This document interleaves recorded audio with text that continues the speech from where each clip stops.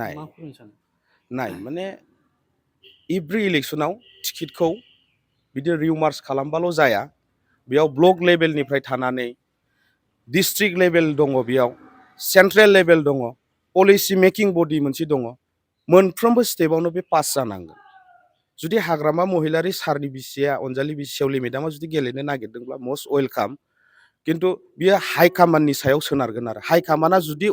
बेनोनो बिथांजोंनो जुदि टिकेटखौ होयोब्ला जों गनायनानै लानांगोन आरो जों हाग्रामा महिलारि सारखौ ओरैबायदि मानियो जे अबेबा मोनसे समस्थियाव बा अल समस्थियाव जुदि जिउ गैयै थरसे अन्थाइखौनो जुदि केन्डिडेट महरै फसङोब्लाबो जों बिथांखौनो सापर्ट खालामगोन मानो होनोब्ला बे अन्थाइखौ सापर्ट खालामनाय माने हाग्रामा सारखौ सापर्ट खालामनाय हाग्रामा सारखौ सापर्ट खालामनाय माने नों बिपिएफखौनो सापर्ट खालामनाय जिहेथु जोङो थैथां बिपिएफ